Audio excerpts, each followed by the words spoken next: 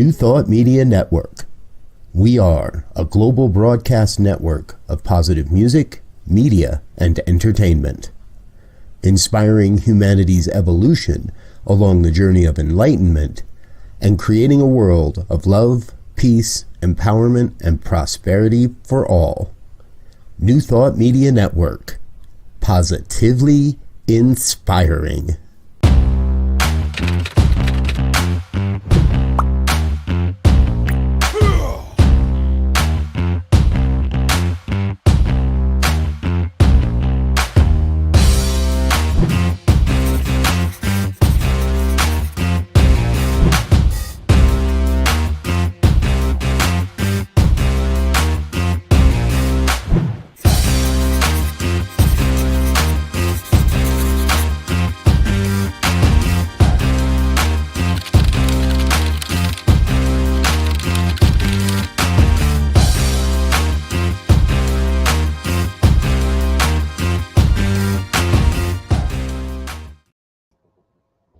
Hey everybody, it's Tracy Brown, and I am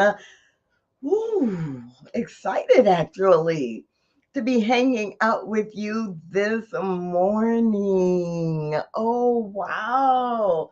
It is the weekend, the second Saturday. I don't know. It is the weekend. I do know that. I just don't know which week of the month it is. All I know is it's my first time being with you this year on the Saturday Science of Mind series. And we've got Wayne. So happy that you are with me today. And Diego,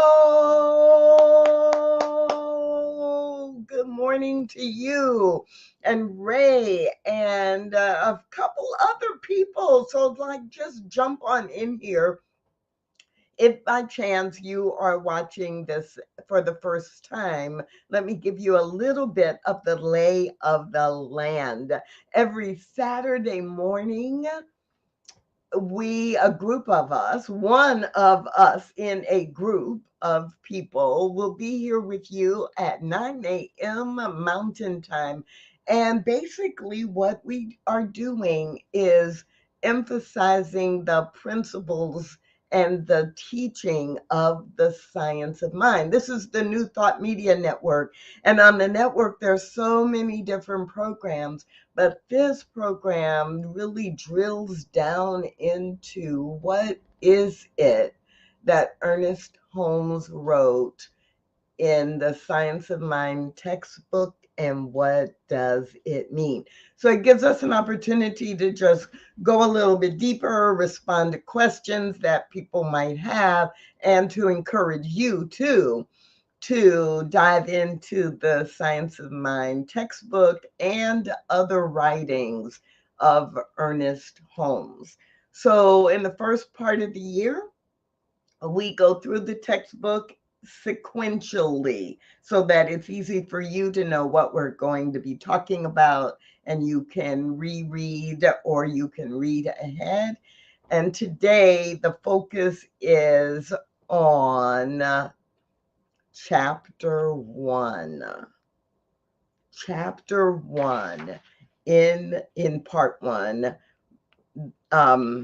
Chapter 1 is In the Beginning God, and it is the first chapter in part 1, which is the nature of being.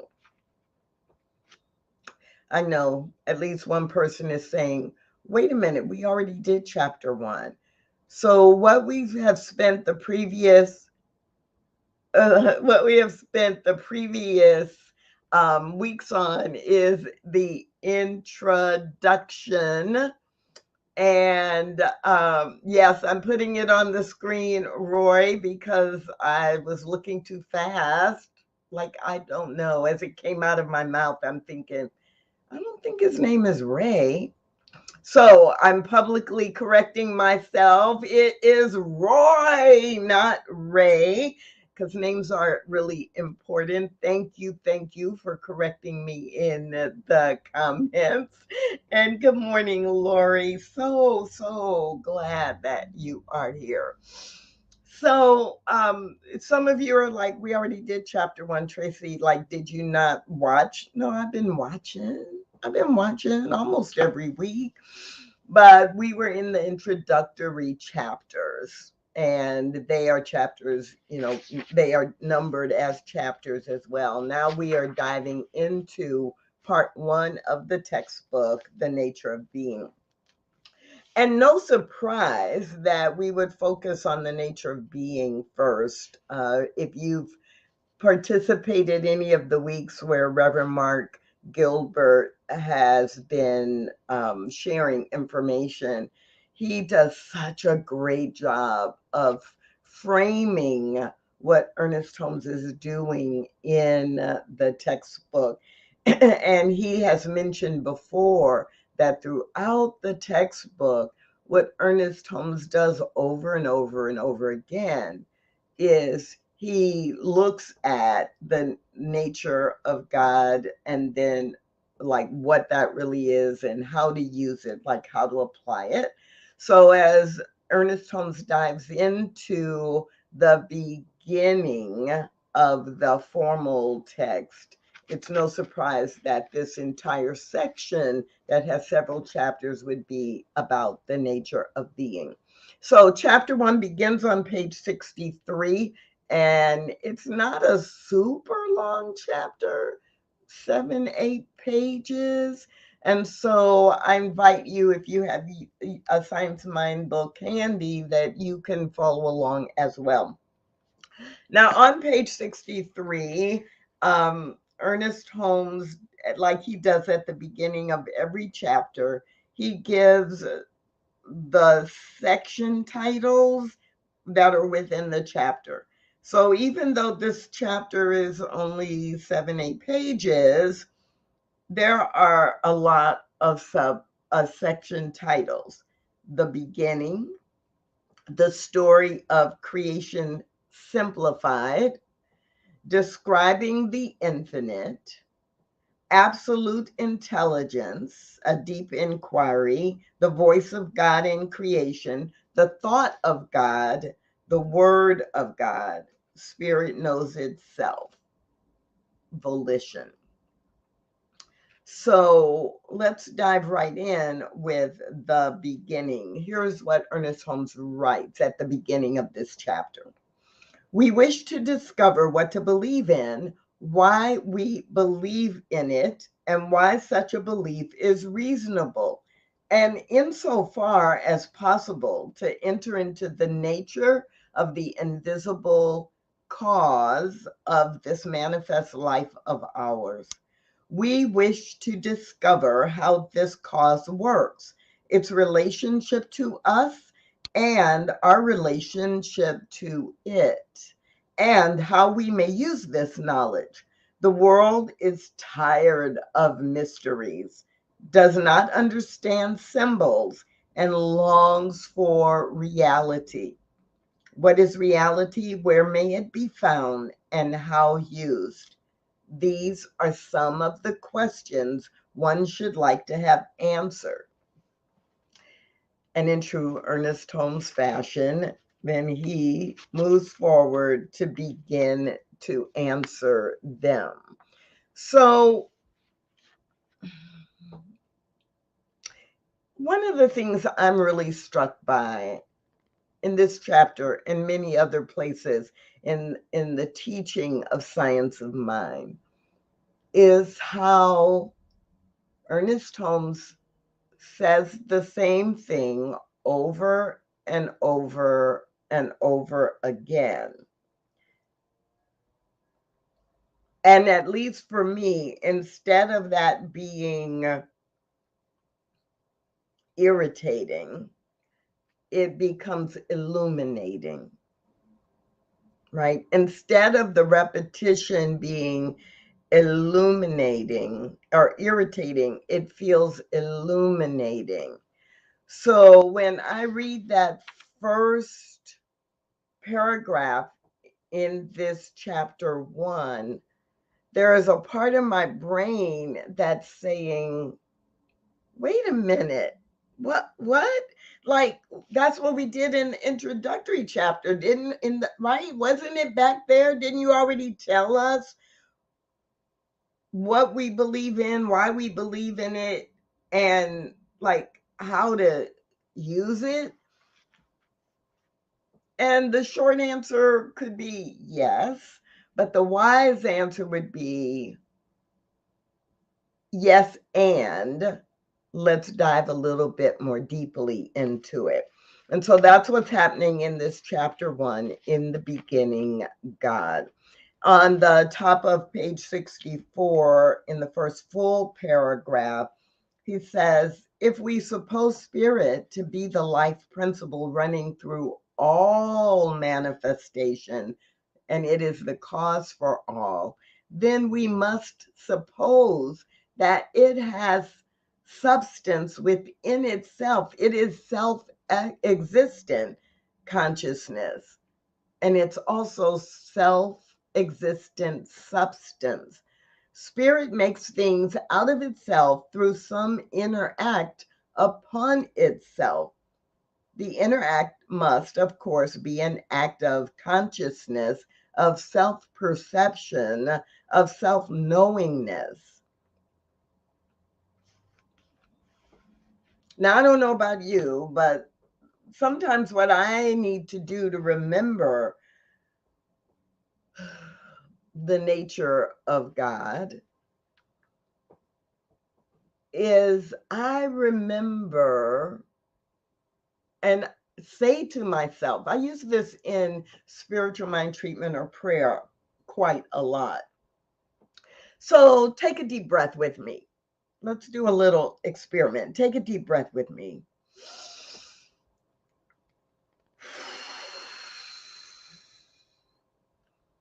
Now, tell me what just happened, right? You inhaled, your lungs expanded. You exhaled, your lungs contracted. In the middle of the process, your heart was beating and your heart was pushing, pumping blood and oxygen all throughout your body. Every inch of you was fed by this oxygen, and your blood is circulating. And you can describe all of that to me. But do you know how to build a body from nothing and create lungs that work in that way, create a heart, to create something that we have labeled blood and an entire circulatory system so that your body can actually live? No, we can describe it. We can analyze it. We can collect data about it. We can research it, but we don't know how to create it. We can even, in our technology, recreate a semblance of, but there is only one source that actually can truly create, design and create and breathe life into from nothing, starting with nothing. So this chapter, in the beginning, God, is a reminder that even though we know what we, or at least we think we know, but we can describe life. We can describe our dog. We can describe the beautiful mountain or the vista, the view from a mountain top. We can describe and catalog life,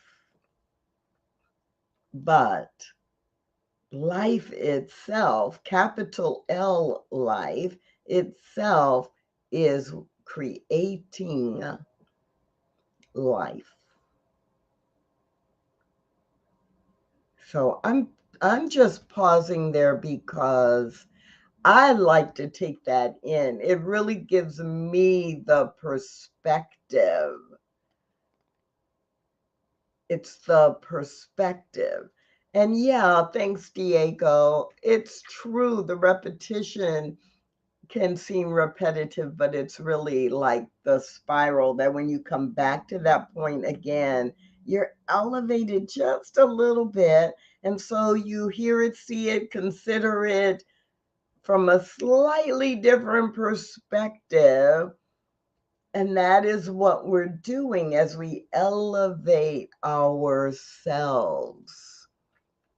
And Roy, I love too that this idea, right, that it is not the best thing you can be as a sinner or the only thing, but you have been born of original blessing. That is the source of who you are. And this focus on creation gives us the opportunity to remember that spirit is creating from itself, and itself is good. And so everything it creates, including each one of us, is good. Just like it's so easy for us to think, look at a field of flowers and go, oh, every one of them is beautiful. Every one of them is a little different, but every one of them is beautiful. And one of my beliefs is that that same thing is true about all of humanity. And it is up to us to shift our perspective, to see that and to believe it and to apply the things we do and the things we say from that perspective. So in this chapter, in the beginning, God, um, Ernest Holmes begins to go a little bit deeper. And the next section is titled The Story of Creation Simplified. Now, I literally remember the first time I read this section of this chapter because I grew up with the story about creation, right? God created earth in 7 days, and right, and had the whole story in my mind. And even though I had left that more traditional teaching that I grew up with, the story of creation was clear in my mind. And it kind of didn't make sense anymore. I didn't really know how to, like, where to actually put it. And then I read this chapter, or this section of this chapter, and got a more metaphysical interpretation of the creation story. Now, even though Ernest Holmes says that, this is the story of creation simplified, it is the longest section within this chapter. And so this is how he starts it off. Without repeating the well-known account, rather accounts, for there are two, of creation as given in the Bible, let us say that someone, generally thought to have been Moses, in expounding his idea of how creation came into being, put his thoughts into the form of an allegory or symbolic story. Let us restate this story in our own words and see what we shall have. And I think it is worth, actually, in case you don't have the textbook open and in front of you, I think it is worth going through some of this. So, God, meaning the supreme spirit or intelligence of the universe, was conscious of himself prior to the creation of any special world system. Being thus conscious, and desiring to manifest in form, he did so manifest through the power of his word, which is law. God is not only pure spirit or intelligence, she is also perfect and immutable law. As pure spirit, she governs the universe through the power of her word. Hence, when he speaks, his word becomes law. The law must obey. The law is mechanical. The word is spontaneous. God cannot speak a word which contradicts their own nature. Since God is pure intelligence and endless being, they are always creating. It is their nature to create. But being all, they must act within themselves. So in framing this entire idea of creation, we start again with in the beginning, there is God. And you might prefer spirit or the universe or the all or love. I'm going to use God because it's hard to refer to this chapter and to the reading here without using God for continuity. But know that it is perfectly okay in your mind to translate that to the universe, spirit, love, the allness, the wholeness, whatever word or phrase works best for you.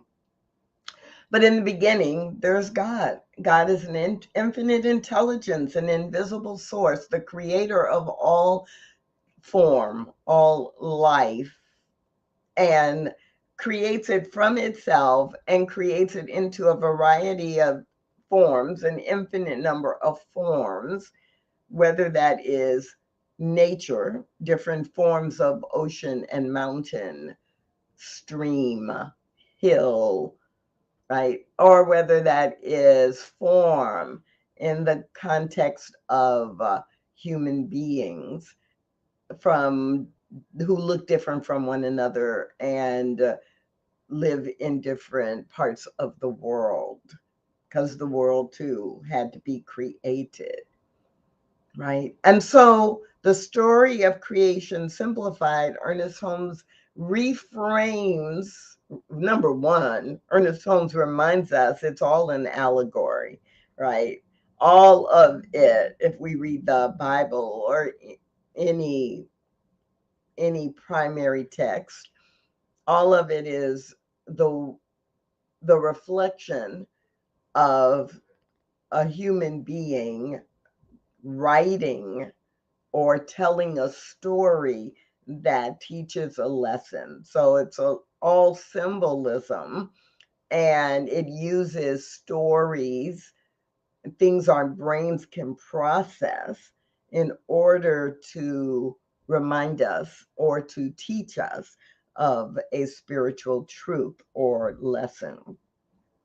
So Ernest Holmes reminds us that it's all allegory and we can interpret it from a place beyond the physical detail that has been provided to what is the message, right? So the metaphysical interpretation of the creation story is what he focuses on in this section of the chapter, In the Beginning, God.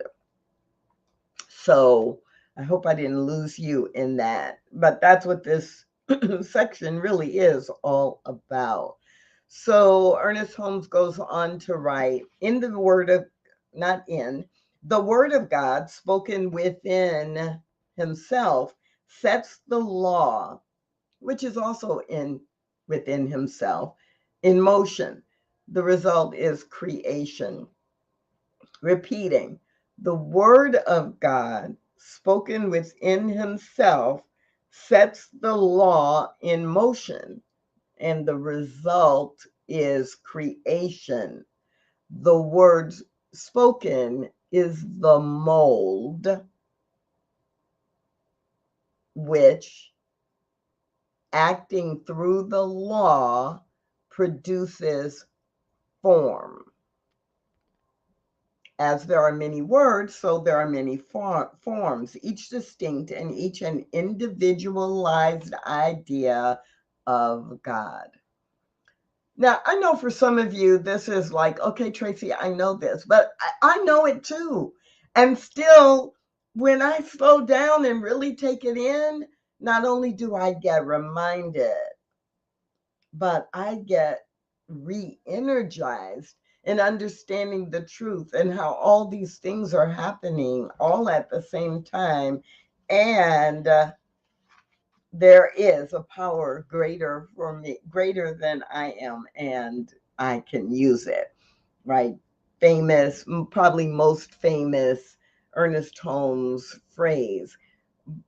But sometimes when we know it, we just take it for granted. So in this section that began on page 64 and goes through the top of page 66, he goes on to give some examples that, again, take us from the story in the Bible into a metaphysical interpretation of that creation story. For example, God made the mechanical universe, the plant and animal life, but this did not satisfy him, for he wished to create a being who could respond to and understand him.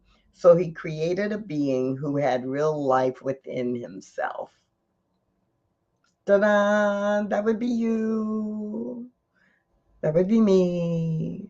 That would be the human experience of being able to have volition, which Ernest Holmes gets to in the end of the chapter. And God said, I am skipping around if you happen to be following in the book, a little bit lower on page 65. And God said within himself something after this fashion: if I wish to have a man who is a real being, I must give him self-choice. He must be spontaneous, not automatic. He must have dominion over everything that is of less intelligence than himself. I will let him name everything I have created, and he shall have all things to enjoy, for his life must be full and complete if he is to express capital M, my nature. I'm just going to read that. It's a short paragraph. I'm going to read it again. And God said within herself something after this fashion: if I wish to have a person who is a real being, I must give her self-choice. She must be spontaneous, not automatic. She must have dominion over everything that is of less intelligence than herself. I will let her name everything I have created, and she shall have all things to enjoy, for her life must be full and complete if she is to express capital M, my nature. I laugh out loud. I really had to control myself both times I read it, because I laugh out loud when I'm just reading this by myself. The line, I will let him name everything I have created.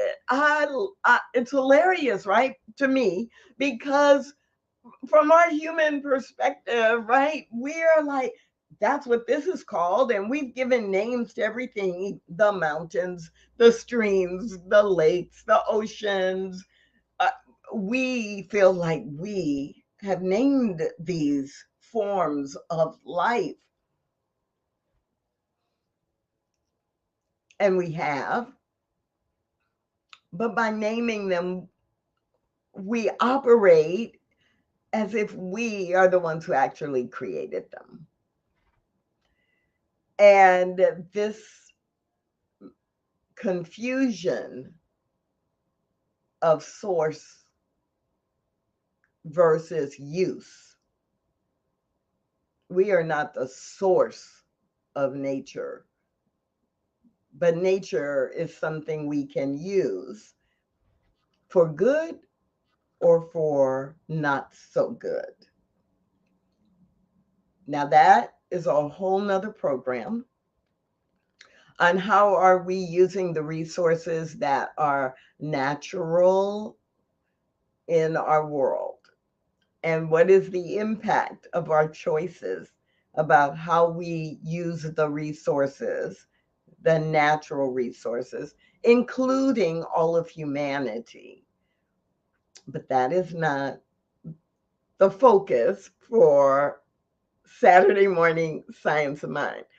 But the seed for a very rich conversation is right there, that we can name everything that Spirit actually has created. Next paragraph. So God gave humanity dominion over all earthly things. Humanity was not given the power to govern the universe, but was given the power to have dominion. That's a line right there. How often do we act as if we are the ones that govern the universe, instead of understanding we have dominion, which actually means we have responsibility. We have the power of choice about what to do and how to do it. And in the creation of the human being and the human experience, there was an intentional choice. Can you imagine Spirit doing anything without intention? Just a little sidebar. There was an intentional choice to create a being that has dominion, responsibility,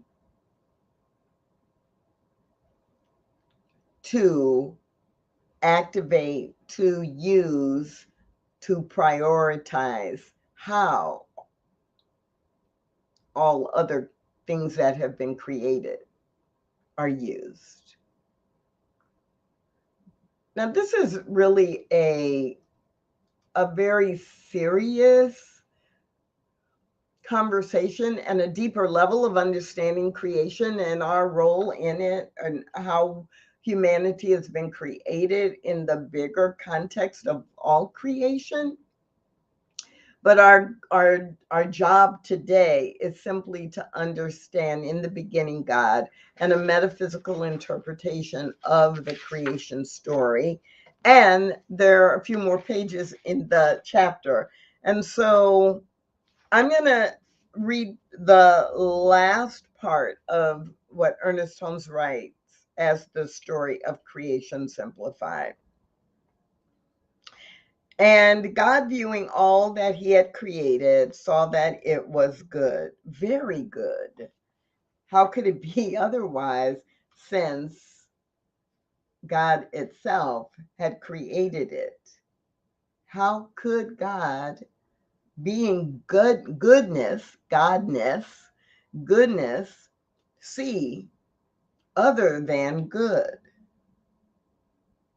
The reader need not be startled by this rather human narrative. Remember, we are putting into human language a story which can only be imagined. Let us see how much of this may have meaning for us, and how much of it we may prove. How much of it may have meaning for us, and how much of it we may prove. Because remember, this is science of mind. And Ernest Holmes is serious about science, meaning something that if this is a fact, if this is a truth, it can be replicated, it can be proven, it plays out in a consistent manner, no matter who is doing, or using it. So the rest of this chapter, even though it is pretty short, goes into setting us up to be able to have meaning from this concept of creation and to be able to prove it. So the next thing he does, if you're following along on page 66, is he has a small section called Describing the Infinite. It is only one paragraph. I'm going to share it with you now. Any account of creation, no matter how brief, implies, first of all, there is a universal intelligence, which is omniscient, all-knowing. We call this intelligence God. In philosophy, the word capital R, reality, is used. In science, the word capital P, principle. The reality of philosophy, the principle of science, and the God of religion all have much the same meaning, and that is the nature of the universe in which we live. We describe it as God, spirit, reality, truth, absolute intelligence in science of mind. It is, hence, I am. Thank you for that, Diego. It is, hence, I am. Yes. So then Ernest Holmes goes on to describe absolute intelligence. And I won't read this entire section, but from the understanding the principles of science of mind perspective, this sentence is important. We believe in an absolute intelligence because such an intelligence is manifest throughout the universe in which we live. Wherever we look, we see it at work, whether it be the intelligence in the atom or the convolutions of thought operating through the brain of a Socrates or an Einstein. Consequently, we state our first principle as an absolute intelligence. It is impossible for thought, whether it be philosophic, scientific, or religious, to deny such intelligence. We believe in an absolute intelligence and an absolute consciousness. We are in the universe and we are conscious, so we have reason to believe that consciousness exists. So, foundational principle of science of mind, we believe in an absolute intelligence. This one source, this one cause, this one principle, right? It is one of our primary principles that God is an infinite source of all life, and there is one source. And so this absolute intelligence, our intelligence is relative. Our consciousness is relative in the human form.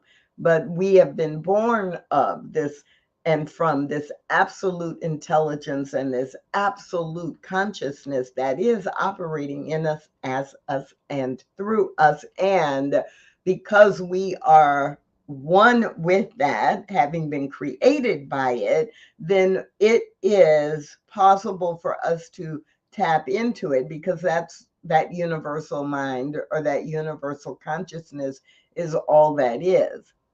We wouldn't be here without it creating us. And so this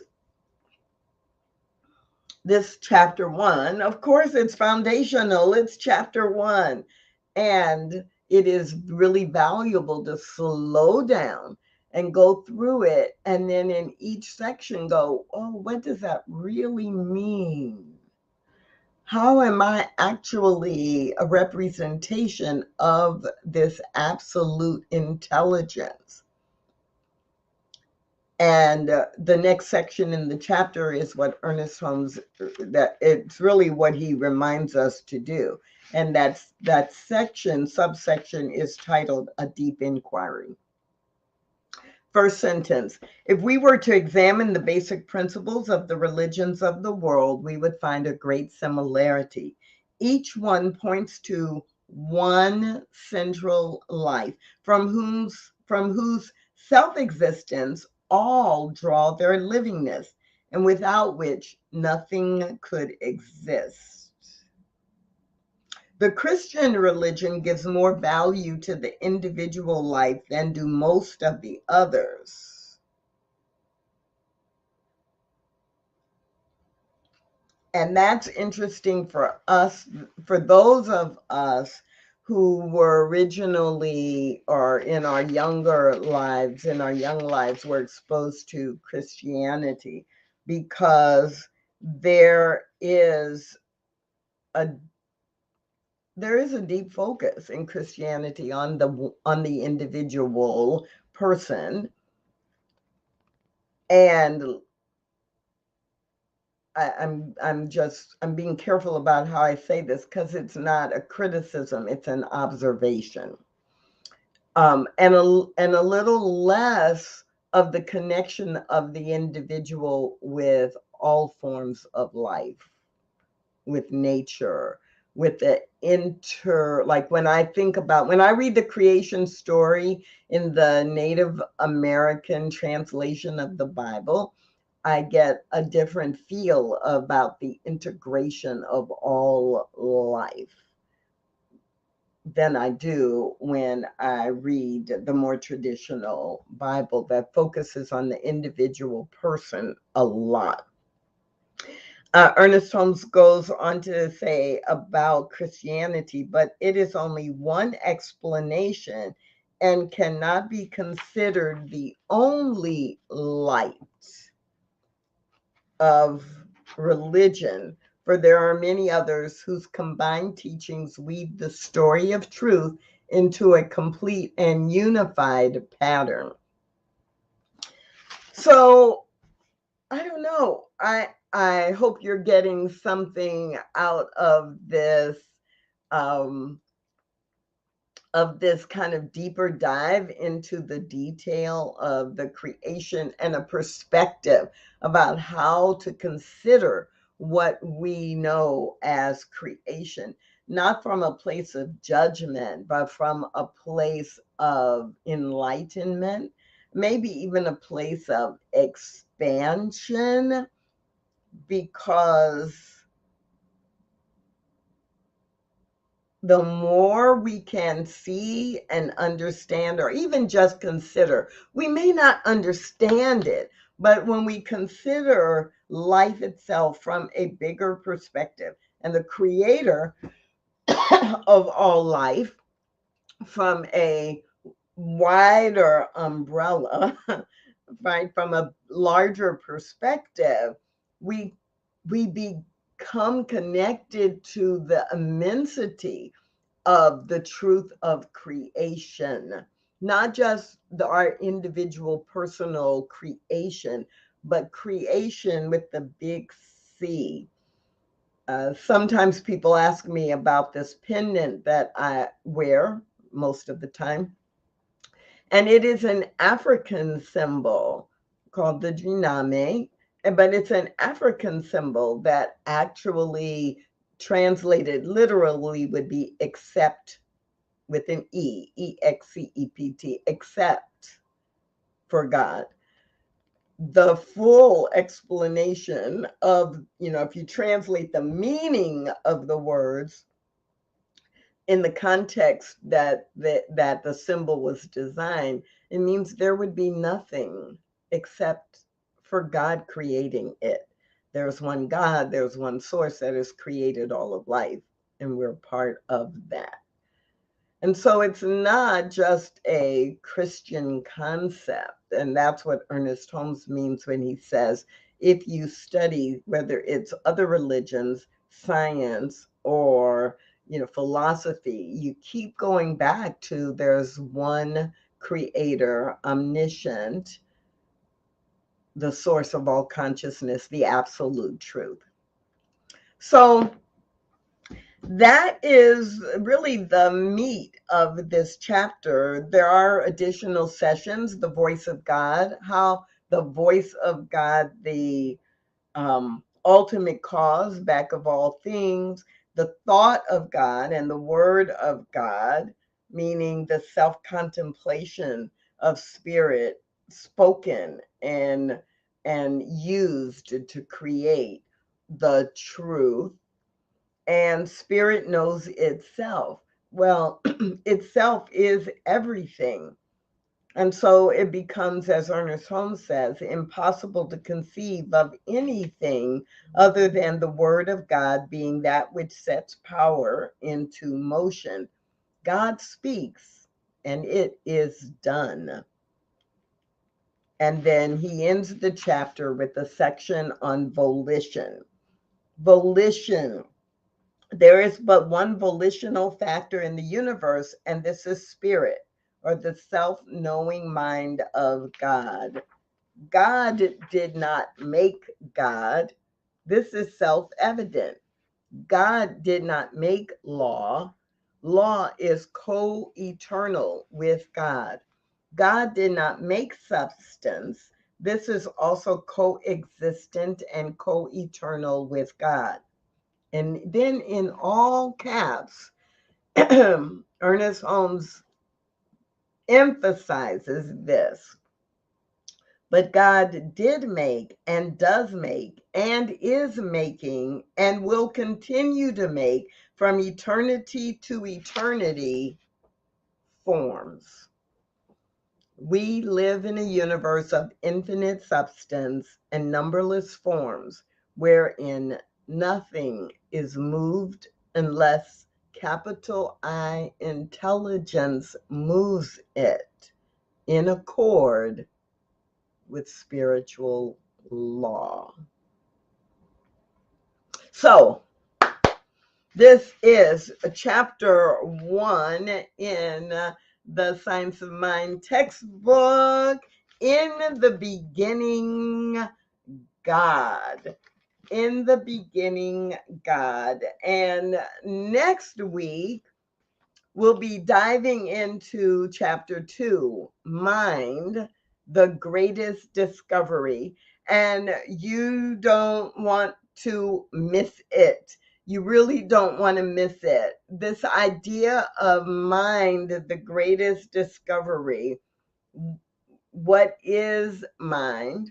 In the beginning, God. And then what is mind is what's coming up next.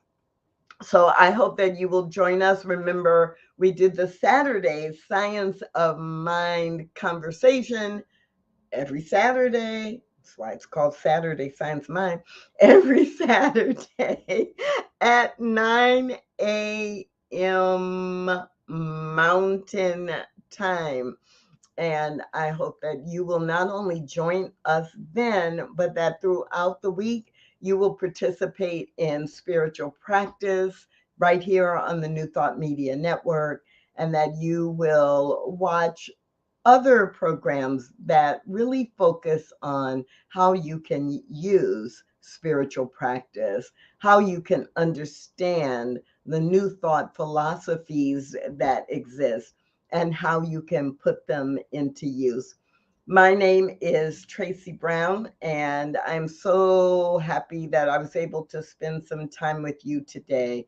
And so have a great week ahead. Bye for now.